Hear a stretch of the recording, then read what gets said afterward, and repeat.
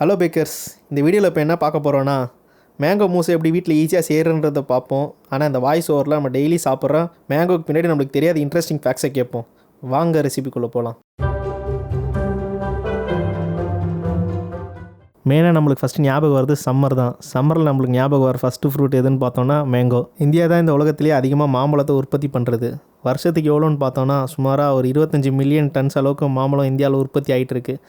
இன்னும் இதை கொஞ்சம் ஈஸியாக புரிஞ்சிக்கணுன்னா மொத்த உலக உற்பத்தியில் இது ஒரு 50-60% இருக்கும். இப்போ இந்த உலகத்திலே இந்தியா தான் நம்பர் ஒன்றதை நம்ம தெரிஞ்சுக்கிட்டோம். நம்ம இந்தியாவில் தமிழ்நாடு தான் அதிகமாக உற்பத்தி பண்ணுறது நம்ம நினச்சிக்கிட்டு இருப்போம். ஆனால் அதான் இல்லை. எந்த ஸ்டேட் பார்த்தோன்னா நம்ம ராமரோட பிறப்பிடமான யூபி தான். வருஷத்துக்கு கிட்டத்தட்ட 2.5 மில்லியன் டன் அளவுக்கு அங்கே உற்பத்தி பண்ணிக்கிட்டு இருக்காங்க. அதுக்கு அடுத்ததாக பார்த்தோன்னா நம்ம ஆந்திரா, பீகார், கர்நாடகா. அப்போ தமிழ்நாடு எங்கே தான் இருக்குது 6வது இடத்துல இருக்குது. தமிழ்நாடுனோன்னா நம்மளுக்கு அதிகமாக உற்பத்தி பண்ணுறது நம்ம சேலம்னு நினச்சிட்டு இருப்போம். ஆனால் அதான் கிடையாது. நம்ம கிருஷ்ணகிரி வருஷத்துக்கு கிட்டத்தட்ட 3 லட்சம் டன்னுக்கிட்ட உற்பத்தி அங்கே பண்ணிகிட்ருக்கோம். அப்போ சேலம் எவ்வளோ தான் பண்ணுது? வெறும் 70 டன் தான் பண்ணுது. அதுவும் அல்ஃபோன்ஸா கிரேடு. நம்ம இந்தியாவோட நேஷ்னல் ஃப்ரூட் எதுன்னு பார்த்தோன்னா வேறு எதுவும் கிடையாது, அதே மாம்பழம் தான். அவன் நமக்கு மட்டும் நேஷ்னல் ஃப்ரூட் கிடையாது, நம்ம பக்கத்து கண்ட்ரிக்கான பாகிஸ்தானுக்கும் அதே மாம்பழம் தான் நேஷ்னல் ஃப்ரூட்டு. ஏன்னா இந்த மாம்பழத்தை எல்லாருக்கும் பிடிக்குதோ அதுக்கு அதோட டேஸ்ட்டு மட்டும் காரணம் கிடையாது, அதில் இருக்கிற நியூட்ரிஷன் பெனிஃபிட்ஸும் தான். ஏன்னா அதில் அதிகமாக விட்டமின்ஸ், மினரல்ஸ், ஆன்டி ஆக்சிடென்ட்ஸ் பல இருக்குது. ஃபஸ்ட்டு இந்த மாம்பழத்துக்கு யார் மேங்கோன்னு பேர் வச்சது? வேறு யாரும் கிடையாதுங்க, இந்த பிரிட்டிஷ்காரன் தான். எங்கே இருந்தால் இவன் இந்த வார்த்தையை எடுத்தான்? வேறு எங்கேருந்தும் கிடையாது.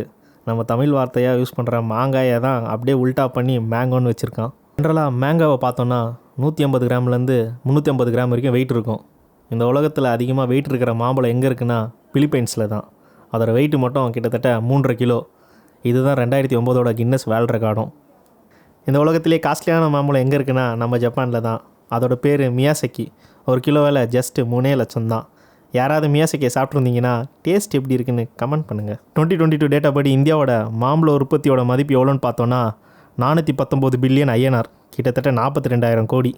இந்த வீடியோவை யாராவது கடைசி வரைக்கும் பார்த்துட்டு இருந்தீங்கன்னா அவங்களோட பர்த்டே 22 ஜூலை வருதுன்னா அப்போ கமெண்ட்டில் சொல்லுங்கள்.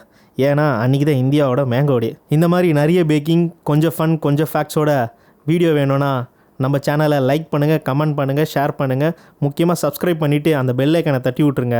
அப்போ தான் நம்ம போடுற புது வீடியோக்கான நோட்டிஃபிகேஷன் உங்களுக்கு ஷோ ஆகிட்டே இருக்கும். Until then bye from bakers fruit.